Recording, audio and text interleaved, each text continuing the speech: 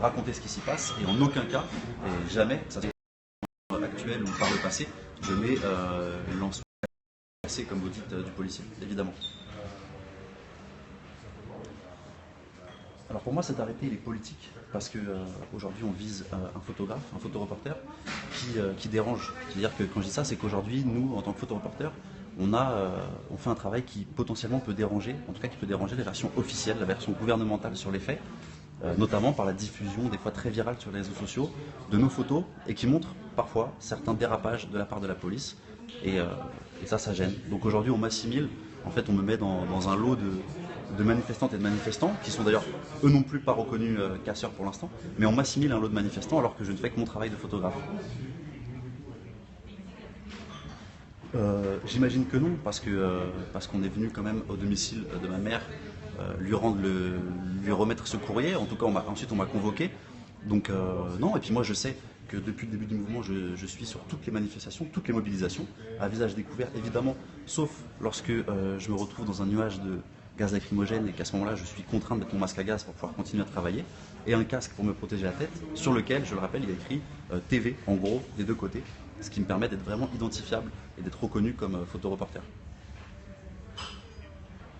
Pour moi, je dérange parce que j'imagine qu'il n'y a pas de hasard. Il suffit de taper mon nom dans Google pour voir les publications très récentes que j'ai pu faire sur ce mouvement, d'acheter la presse pour voir mes publications papier.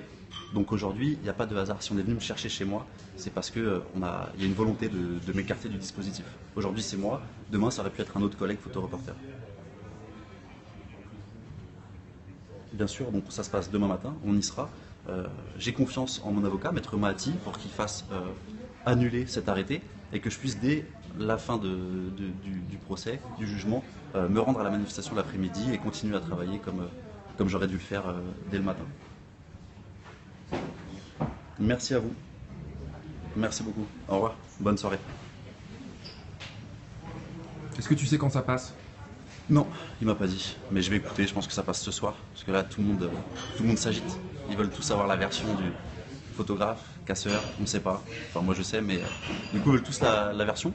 Et c'est assez positif, c'est de voir que la plupart des médias me donnent vraiment la parole et comprennent qu'il y a erreur sur ma personne en tant que photographe, et que même en allant un peu plus loin, pour les militantes et les militants qui sont arrêtés comme moi, en tout cas qui ont reçu un arrêté, il n'y a aucune preuve contre eux, parce que s'il y avait une preuve et si c'était des casseurs, ils n'auraient pas reçu un arrêté, ils auraient été immédiatement interpellés et placés en garde à vue. C'est pas le cas, donc on arrête des gens au motif qu'ils étaient physiquement sur une manifestation qui a débordé. Mais voilà, pour moi évidemment ça n'a pas de sens, et on va continuer à communiquer là-dessus.